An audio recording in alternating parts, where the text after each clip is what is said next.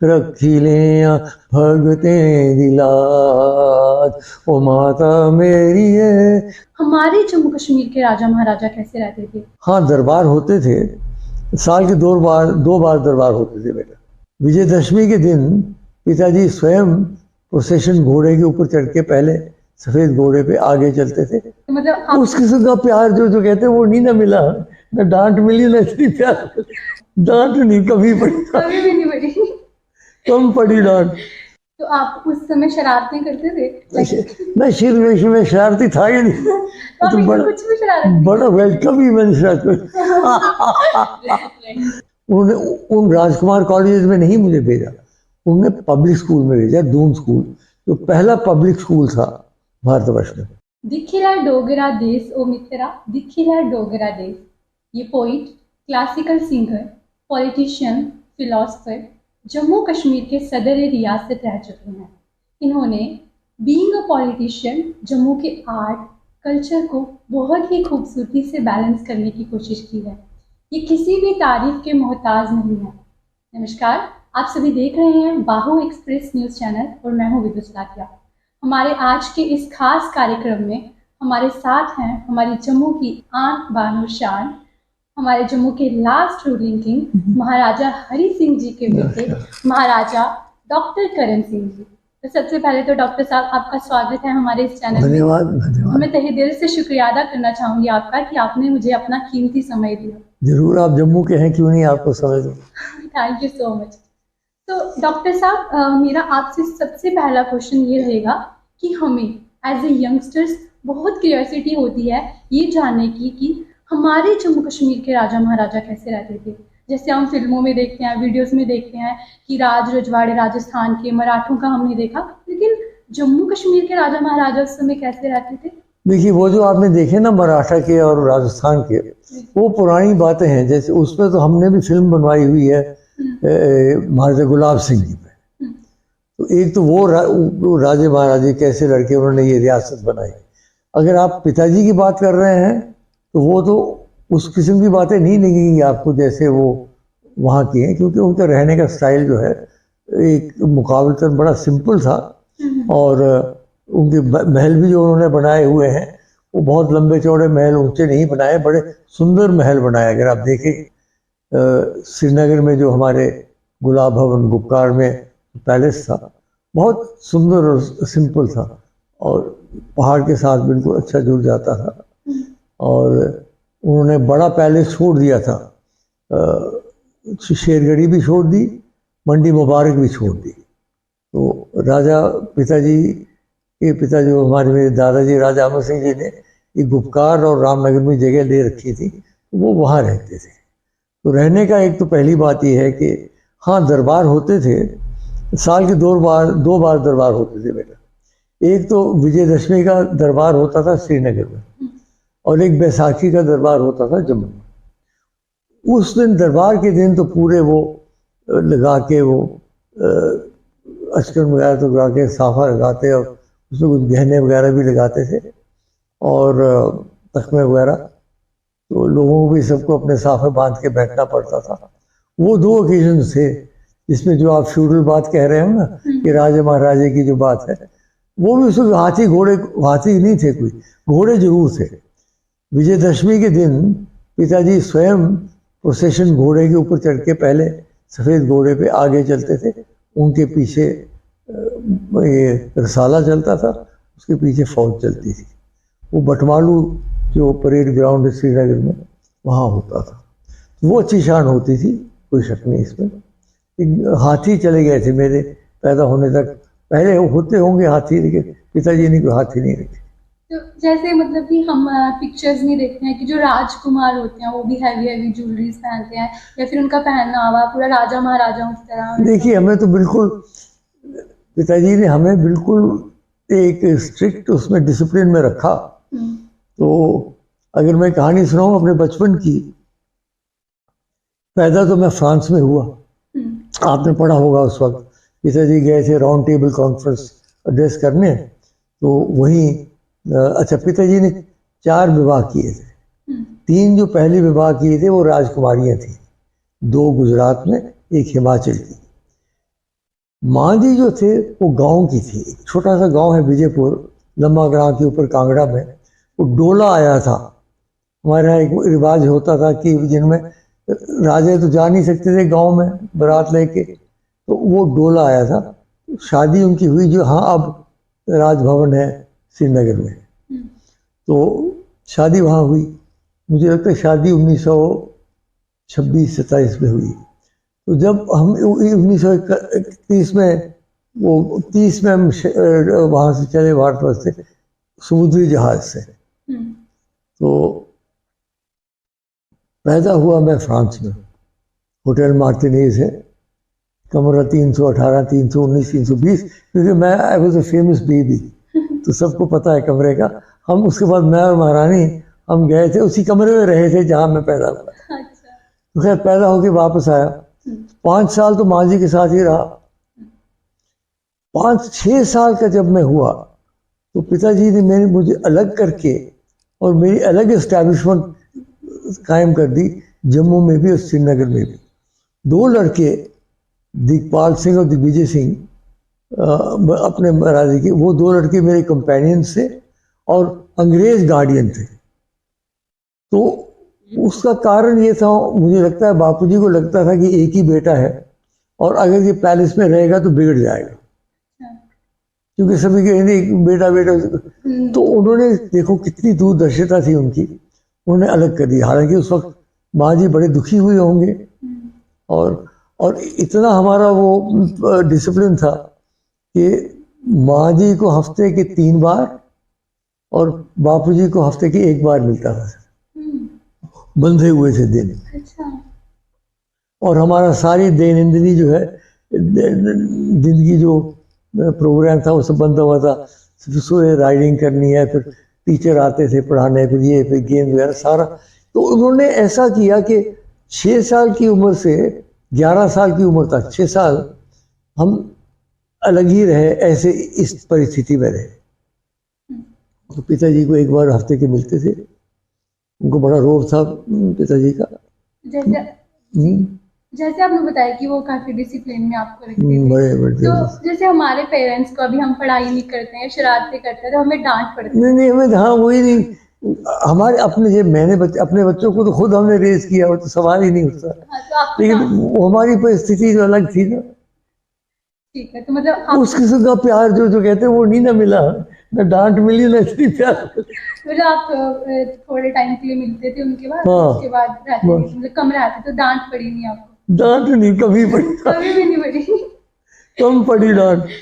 फिर ऐसा हुआ कि 6 साल के बाद में जब 11 प्लस का हो गया, तब पिताजी ने मुझे दून स्कूल भेज दिया। अब दून स्कूल, उन दिनों में राजकुमार कॉलेजेस थे, मेयो कॉलेज इत्यादि कॉलेजेस थे को जो विशेषकर राजवाड़ों के लिए बने थे। लेकिन वहाँ भी देखिए उनकी दूरदर्शिता, उन्होंने उन राजकुमार कॉलेजेस में नहीं मुझे भेजा, उन्होंने पब्लिक स्कूल में भेजा, दून स्कूल, जो पहला पब्लिक स्कूल था भारतवर्ष में, जो वाकई पब्लिक स्कूल था, राजवाड़ों का स्कूल नहीं था। वहाँ 11 साल की उम्र से फिर 4 साल में वहाँ रहा। फिर मेरी एस्टैब्लिशमेंट डिस्बैंड हो गई। छुट्टियों में जब मैं आता था तो मैं माता पिताजी के साथ ही रहता। तो आप उस समय शरारतें करते थे? मैं शुरू में शरारती था ही नहीं, तो कुछ भी शरारत बड़ा वेलकम ही मैंने शरारत तो मैं बड़ा डिसिप्लिन था और पढ़ाई में अच्छा चाहता था। तो मैंने वहाँ 4 साल की सीनियर कैम्ब्रिज किया। उस वक्त 14 प्लस उम्र थी मेरी, आमतौर पर 16 उम्र पे करते थे, और फर्स्ट डिवीजन भी मुझे मिला है सर। तो उसके बाद फिर आए बापू, लंबी कहानी फिर उसके आगे। ठीक है, तो जैसे हमारे जे.एंड.के में बहुत सारी लैंग्वेजेस बोली जा सकती हैं, जैसे कि कश्मीरी, डोगरी, गोजरी, पहाड़ी, तो उस समय भी ये सारी लैंग्वेजेस बोली जाती थी? हाँ नहीं, घरे तो डोगरी बोलते। बापू जी ते माँ जी दोए बड़ी शैल डोगरी बोलते। माँ जी थोड़ी जी कांगड़ी बोलते, कांगड़े दे, ते बापू जी पूरे जम्मू की ठेठ डोगरी बोलते, ते घरे च डोगरी बोलते होंदे। लेकिन उसके अलावा बाहर जेडे अन्नी नौकरे कने भी डोगरी बोलते हैं, जो मुलाजिम थे उनके साथ भी डोगरी बोलते थे। सिर्फ जब बाहर के लोग अब मिलने आते थे तो अंग्रेजी बोलते थे बापू जी ज़्यादा, हिंदी उर्दू का इतना प्रयोग नहीं करते थे जितना अंग्रेजी का करते थे। अंग्रेजी और डोगरी दो भाषाएं उनकी थी। मुझे तो खैर हिंदी और उर्दू में भी काफ़ी शौक है, बोलता हूँ। वो दो विशेष भाषाएं मैं तो प्रयोग करता डोगरी और जो हिंदी इंग्लिश हूँ, डोगरी और इंग्लिश। Nice. ठीक है, हमने आपके बहुत सारे डोगरी सॉन्ग सुने हैं, भजन सुने हैं और बहुत अच्छा लगता है जब हम उनको सुनते हैं। आपने सिंगिंग करना कब स्टार्ट किया? अच्छा, इसकी भी कहानी सुनाऊँ। संगीत मैंने, डोगरी संगीत तो मैंने माँ जी से सुना है, क्योंकि वो कांगड़े की थी, गांव की थी। तो बड़े अच्छे गीत, जितने गीत है ये भवतारिणी मान करी लिया भगती दिलाज, बड़े शैल गाने दसे उन्हें। डोगरी गाने बचपन में सीखे, वो तर्जें मैंने सब सीख ली थी। और जब मैं लिखने लगा तो उन्हीं तर्जों के ऊपर मैंने वो भजन पूरे फिट किए। भजन मैंने लिखे, फिट मैंने उन्हीं पुरानी माँ जी की तर्जों पे किए। तो वो हुआ लोक संगीत, वहाँ से सीखा। शास्त्रीय संगीत, पिताजी बड़े विशेषज्ञ थे शास्त्रीय संगीत के। तो हमारे दरबार में एक साल केसर बाई केयर कराती थी, दूसरे साल सिद्धेश्वरी बाई आती थी। ये बड़ी बड़ी प्रमुख गायिका थी ये बार बार। तो मुझे उन्होंने 11 साल की उम्र से शास्त्रीय संगीत सिखवाना शुरू किया। एक बलराम सिंह रावत टीचर थे, उत्तराखंड के थे, और एक तबले वाले। तो मुझे पूरी करनी पड़ती थी, वहाँ रियाज करना पड़ता था अपने घर में, फिर बुला के पूछते करो, सामने बैठ के रियाज करो। तो वो मैंने जो शास्त्रीय संगीत की देन है वो पिताजी की है, लोक संगीत की देन माता जी की है, शास्त्रीय संगीत की देन पिताजी की है। तीसरा जो मुझे शौक है, रॉक म्यूजिक का बहुत शौक है मुझे। वो Bill Haley and the Comets, इससे बहुत पहले कि एल्विस प्रेस्ली वगैरह आए, उससे बहुत पहले, और डॉन सारे, मडोना और डायर स्ट्रेट्स और बिली जोएल इत्यादि से बहुत सब। तो तीनों जो हैं त्रिवेणी संगीतों की, वो मेरे जीवन में आई है और मेरे जीवन में बड़े महत्वपूर्ण भूमिका निभाई है। महाराजा हरि सिंह जी भी गाते थे? नहीं, गाते नहीं थे, वो सुनते थे। आप? माँ जी गाते थे ढोलकी पर। ओके, थोड़ा जिहा कोई डोगरी गाना ਤੁਹਾਡਾ ਸਾਡੇ ਜੰਮੂ ਦੇ ਦਰਸ਼ਕਾਂ ਵਾਸਤੇ ਜਾਈਏ। डोगरी ते उन्हें सुनी लैना चाहिए, इहदे पर मिली जाती कि'यां गा, ना साज ना किश, इ'यां कि'यां गा, थोड़ा जिहा केह्ड़ा गाई दियां भला दिक्खी। दिक्खी लै डोगरा देस। नहीं होनी होनी। ओ माता मेरी भवतारिणी माँ, रखी लिया भगतें दिलाज। ओ माता मेरी शिव जी दी रानी, रखी लिया भगतें दिलाज। दुर्गे दा रूप माता शेर दी सवारी, दुर्गे दा रूप माता शेर दी सवारी, ओ शेर दी सवारी, तेरा यह जग विच राज। ओ माता मेरी भवतारिणी माँ, रखी लिया भगतें दिला। जो माता मेरी शिव जी दी रानी, रखी लिया भगतें दिला। ऐसे बड़ा लम्मा कि दो बोल बोले सर। बड़ा शैल लग्या तुहानू सुनिए। लाइव तुहानू सुना दी ते मिं लगा दा कि मेरा कोई एक सपना जेड़ा वो सच हुई अज मैं तुहाडे कन्नै मिला। अच्छा, तो आपको जो महाराजा हरि सिंह जी हैं वो क्या कहकर बुलाते थे? टाइगर, टाइगर, क्या? Tiger, tiger. My pet name was tiger. Wow, मेरा पेट नेम टाइगर है। सारी उनकी चिट्ठियाँ, और मेरा जवाहरलाल जी से जो पत्र व्यवहार है, उनका हर एक चिट्ठी माय डियर टाइगर पंडित जी लिखते थे। तो पिताजी और उनकी जनरेशन के जो उनके थे, मुझे टाइगर ही कहते। हालांकि मैं बड़ा नॉन वायलेंट हूँ, लेकिन मेरा नाम टाइगर ऐसे पड़ गया। मैंने सुना कि एक दिन महाराजा जोधपुर बैठे हुए थे, उमेद सिंह जी, पिताजी के बड़े मित्र थे वो। तो मैं आया ऐसे क्रॉल करते करते, तो उन्होंने कहा ये टाइगर की तरह क्रॉल कर रहा है, तो नाम ही टाइगर पड़ गया। और बड़ा अच्छा नाम है, छोटा सा। हर एक के निकनेम होते थे उन दिनों में, तो निकनेम मेरा टाइगर। क्या बात है, मैं थोड़ा डरन चाह रहा है क्योंकि मैं आज टाइगर की बैठी नहीं आज। वैसे आप असल में हमारे जम्मू कश्मीर के टाइगर हो। अच्छा, तो आप महाराजा हरि सिंह जी को क्या कहकर बुलाते? बापू जी। बापू जी, क्या बात। बापू जी थे, माँ जी। ठीक है। अच्छा डॉक्टर साहब, हमारे जम्मू कश्मीर के जो यंगस्टर्स हैं ना, उनके माइंड में हमेशा ये क्वेश्चन घूमता रहता है। हमने बहुत सारी वीडियोस देखी हैं, अलग अलग वीडियोस में हमें ये बताया जाता है कि महाराजा हरि सिंह जी ने जम्मू कश्मीर क्यों छोड़ा। तो आखिर उन्होंने जम्मू कश्मीर क्यों छोड़ा, इस पर आप क्या कहना चाहेंगे? देखिए, आखिर जो छोड़ा उन्होंने, पहले तो जम्मू कश्मीर में उन्होंने राज किया, वो उनकी राज तिलक हुआ था 1925 में, जब वो 30 साल के थे। 1885 का जन्म है उनका, 1925 में हुआ था। और बड़ा अच्छा राज्य में उन्होंने बहुत सारे अच्छे काम किए, उनको भी याद रखना चाहिए। केवल इसलिए नहीं कि उन्होंने हस्ताक्षर इस पे इंस्ट्रूमेंट ऑफ फिक्सेशन पे किए, उन्होंने जैसे सब मंदिर दलितों हरिजनों के लिए खोल दिए, तो बहुत बड़ी बात थी उन दिनों में 1929। आज तक लोगों को वो हो रहा है कि जगह में सब मंदिर खोल दिए, बेगार करके एक दुष्ट परंपरा थी कश्मीर में, वो बंद कर दी। लड़कियों की शिक्षा के लिए बहुत महत्व दिया, कॉलेज बनाए, स्कूल बनाए, हाई कोर्ट बनाया, ये क्या नाम है इसका, जे बैंक, तो बहुत कार्य उन्होंने अपने राज्यकाल में किया। अंत में जाके दुर्भाग्य से जो हमला हो गया, और उस वक्त फिर सारे हालात हमारे स्टेट के बिगड़ गए। खैर, उस वक्त उन्होंने हस्ताक्षर किए 26 अक्टूबर 1947। हरिनिवास पैलेस, मैं भी बैठा, उनके पास नहीं बैठा था, मैं उसी घर में था। हालांकि मैं व्हील चेयर में था, मुझे चूकने में तकलीफ हो गई थी, मैं व्हील चेयर में था। तो उसके बाद क्या हुआ कि मैं तो चला गया अमेरिका इलाज के लिए। सरदार पटेल आए एक दिन, तो कहने लगे पिताजी की क्यों है ये कुर्सी में, क्यों है जी? 6 महीने से हम कर रहे हैं इसका। मैंने कहा भाई साहब, अभी इसको अमेरिका भेजो, नहीं तो ये सारी उम्र कुर्सी पे रहेगा। और सरदार पटेल जी को मैं नमन करता हूँ, उनकी कृपा से मैं गया, ऑपरेशन भी हुआ, ठीक भी हो गया, चलता फिरता रहा आज तक। अब 91 वर्ष हो गई है उम्र मेरी, शिवजी महाराज की कृपा से। तो उसके बाद वो 48 में मैं बाहर रहा, तो उनकी और शेख अब्दुल्ला जो थे वो पंडित जी के बहुत खास थे। उन्होंने इंस्ट्रूमेंट ऑफ एक्सेशन जब किया तो कहा कि भाई आप शेख अब्दुल्ला को पॉलिटिकल पावर दे दो। पिताजी की तो पॉलिटिकल पावर एक प्रकार से खत्म हो गई थी, उनको उन्होंने बनाना पड़ा हेड ऑफ एडमिनिस्ट्रेशन। तो शेख अब्दुल्ला की और पिताजी की बड़ी सख्त आपस में ठन गई थी। तो जब मैं वापस आया फरवरी में, तो परिस्थिति ऐसी हो गई थी कि बड़ा स्पष्ट था कि दोनों नहीं रह सकते। अब उन दिनों में बेटा, आपको याद नहीं होगा, छोटे युवा पीढ़ी को नहीं, प्लेबिसाइट की बात चल रही थी।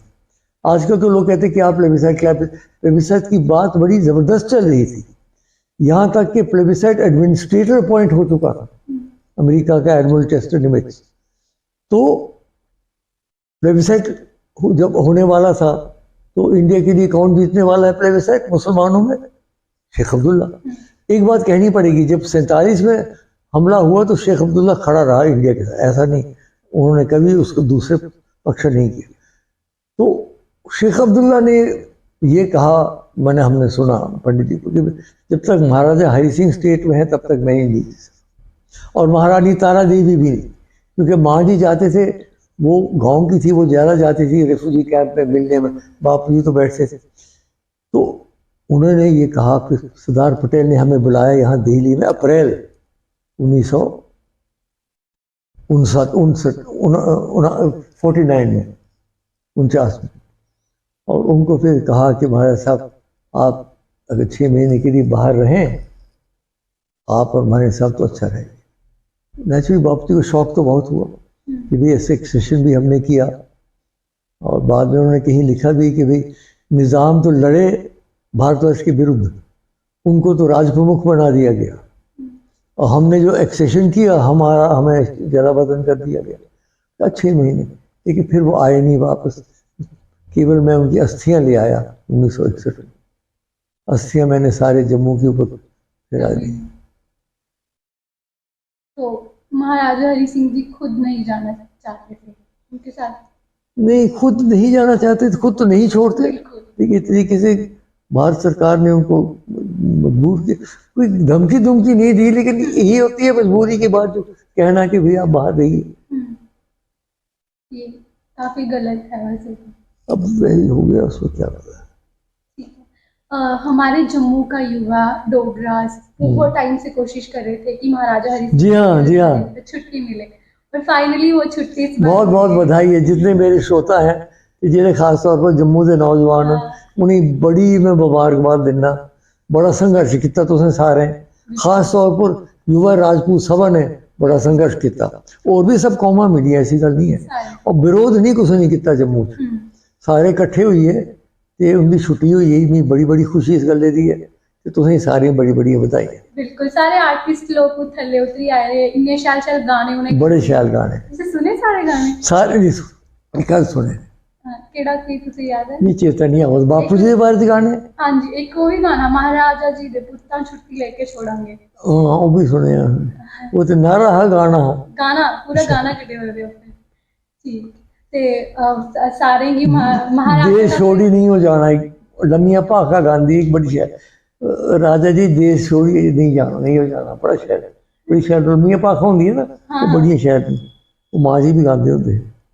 ठीक है, थोड़ी कने इन्नियां शैल शैल गल्लां कीती, थोड़ी बारे च जानने आ। तो आपका मन करता है दोबारा से बचपन में जाने का? नहीं नहीं। नहीं, मैं कभी पीछे नहीं देखे। मैंने, मेरी जीवन का एक रहा, मैंने पीछे कभी नहीं देखा, मैंने आगे ही देखा। मैं वहाँ था, फिर मैं भारतवर्ष में रहा, फिर मैं एम्बेसडर रहा। जो भी मैं देखता हूँ मैं आगे की तरफ बात करता हूँ। पीछे तो है हमारे संपत्ति है, मैं उसका, मुझे गौरव है, लेकिन मैं ये नहीं कि मैं फिर वापस गाऊँ। मैं तो अब नए भारत में, नए विश्व में नई चेतना की कोशिश कर रहा हूँ। देश विदेश में वेदांत में भाषण देता हूँ। तो मेरा जीवन अब जो है एक प्रकार से मैं विश्व नागरिक बन गया हूँ।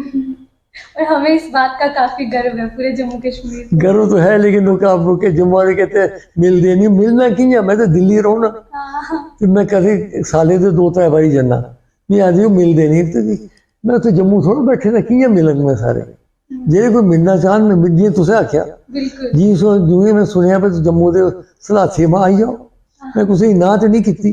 नहीं हूँ लोग अगर ये गेला करन जी मिलते नहीं तो मेरे च कोई इलाज नहीं है। मैं मुड़िए जाइए जम्मू नहीं मैं रही सकता। बच्चे जान मिलना इत्थे आई सकदे। ना आई सकते, बच्चे जान, सारे परमात्मा देन बच्चे पोतरू वगैरह वो जान, सारे जान। ठीक है, ते तुसें की लगदा कि जम्मू कश्मीर दा फ्यूचर की है आगे? हूँ बस हूँ समाप्त करने बड़ा लंबा हो गया था काम। जम्मू कश्मीर का जो भविष्य है वो तो मुझे लगता है कि अब पहली बात तो ये कि चुनाव होना चाहिए। 3 वर्ष हो गए हैं और 3 वर्ष अगले साल तक चौथा वर्ष लग जाएगा। तो चुनाव की ये है ना कि इस समय काम तो बहुत कर रहे हैं, लेकिन एडमिनिस्ट्रेशन, प्रशासन और लोगों के बीच में कोई संधि नहीं है। लोग जो अलग हो गए हैं, वो पहले होते थे ना एमएलए कुछ भी थे, कम से कम वो लोगों के पास जाके पूछते थे। अब बड़ा मुश्किल है, क्योंकि जो अफसर जो होते हैं वो तो घर घर नहीं जा सकते। इसलिए चुनाव होना अब जरूरी है। तो चुनाव अगर हो जाते हैं और चुनाव के बाद, मेरी तो अपनी इच्छा ये है कि चुनाव से पहले हमें अपने राज्य का दर्जा मिल जाए, ताकि हम पूर्ण राज्य के लिए चुनाव करें, यूटी के लिए नहीं। लेकिन अभी तक मुझे लगता है केंद्र कह रही है कि हम चुनाव की बात करेंगे। तो हमारी तो यही रिक्वेस्ट है कि पहले आप हमें राज्य दे दीजिए। पहले हम कहते थे जी जम्मू कश्मीर राज है, ये ताज है भारतवर्ष का वगैरह। अब वो स्पेशल राज छोड़ के तो अब तो हरियाणा और हिमाचल से भी नीचे हो गए, हम यूटी हो गए। इसलिए अगर वो हो जाए, चुनाव होने चाहिए हर सूरत में और राज्य बनना चाहिए, फिर उसके बाद आगे चलेगा। लास्ट बट नॉट लीस्ट, मैं ये बोलना चाहूँगी कि आप कोई 3 ऐसे लेसन्स जो आपको लगता है आपके चाइल्डहुड से आज के बच्चों को सिखाना चाहिए। पहली गलती शैतानी नहीं करो। बस लास्ट शैतानी थोड़ी बहुत करोगे, कोई अर्ज नहीं, मगर कोई खतरनाक शैतानी नहीं करनी, पहली गल। दूसरी गल ये है कि अपने शरीर की संभालिए रखो। बस ਤੁਹਾਡੇ ਕੋਲੋਂ ਸਿੱਖੀ ਸਕਦੇ ਸਾਡੇ ਸਾਹਮਣੇ एग्जांपल है। तो मतलब है तुस जवानी जे किश करगे हो ना, अगर तुस तंबाकू पीता वो भी सेहत खराब हुई, शराब ज़्यादा पीते वो भी सेहत खराब हुई, ते ड्रग्स खाते अगर वो तो बहुत ही खतरनाक है, आदमी फसी होंदा। अनसेफ सैक्स के, ये सारिया चीज़ां तुसें आपूं समझनियां हो। ये वो बच्चे माँ बाप नहीं सनाई सकते, तुसें आपूं सोचना कि जेह्ड़ा मैं कम कराना ठीक है या गलत है। क्योंकि अगर गलत कर गए तो तुसें नुकसान होना, और नहीं कुछ ही होना। तुसें अगर बड़ा तंबाकू पीता तो बड्डे होइए तुसें, मेरे कन्नै जे 2 मुड़े, 2 इक ते मरी आ लंग कैंसर कन्नै बिल्टी दिखपाल सिंह, क्योंकि वो सिगरेट पींदा रौंदा। इसलिए तुसें अपनी जी अगर तुस अपनी सेहत हून करगे हो ना, तो जिसले मेरी उम्र उठ पुज गई तो थोड़ी सेहत ठीक होनी है। ये दूई है, पहला शैतानी नहीं करो, छोटी मोटी करनी हो पर ज़्यादा नहीं करो। दूसरी गल अपनी सेहत, क्योंकि शरीर माध्यम खरु धर्म साधनम, सारे शास्त्र लिखे था कोई भी धर्म करना हो तो शरीर पर ही निर्भर है। शरीर अगर कमज़ोर हो जाए तो कोई धर्म नहीं होता, ना राज योग। और तीसरी गल जी है, ऐसा काम करो कि निर्माण की तरफ देखो, ये तोड़ फोड़ वगैरह नहीं, निर्माण होए, राज्य का निर्माण हो, थोड़े अपने ग्रां का निर्माण होए, अपने अंचल का निर्माण होए, राज्य का निर्माण होए, देश का निर्माण। पॉजिटिव सोचो, नेगेटिव नहीं सोचो। भी जानता बड़ी भारी आजकल भ्रष्टाचार भी है, बेरोजगारी, नौजवान बड़ी बुरी दशा च, फिर भी हिम्मत रखो, अपने विश्वास रखो, एक ना एक दिन तो जरूर कामयाब होगे। थैंक यू सो मच, बड़ी शैल शैल गल्लां तुसें साडे यूथ दी सनाइयां चलो तुसें ते बड़ा गै शैल लग्गेआ तुहाडे कन्नै गल्ल करियै। थोड़ा टाइम थोड़ा ज़्यादा ले लिया। ले लिया, कोई गल नहीं, अच्छी गल्लां कीतियां, लोगें गी पुज्जी जान ते अच्छी गल है। बिल्कुल। जंदे जंदे मैं एक ही गल आखनी होन्नी, जिल्ले भी कोई इंटरव्यू करनी होवे एंड च करनी होन्नी कि बोलदी ओड़ो जय डुग्गर, जय मां डोगरी, जय हिंद, जय भारत। हाँ, जय डुग्गर। डुग्गर के वास्ते मैं बड़ा काम किया, जब डुग्गर 8 शेड्यूल में आई है तो मैं धरना पर भी बैठा। जय डुग्गर तो जय मां डोगरी, माँ डोगरी, डोगरी साड़ी माँ है तो कोई शक नहीं। और बस तीसरा क्या बोले? जय हिंद, जय भारत। जय हिंद, जय भारत। शिव जी महाराज के नमस्ते। Thank you so much. इसी तरह की अपडेट्स पाने के लिए देखते रहिए बाहु express news channel. Thank you.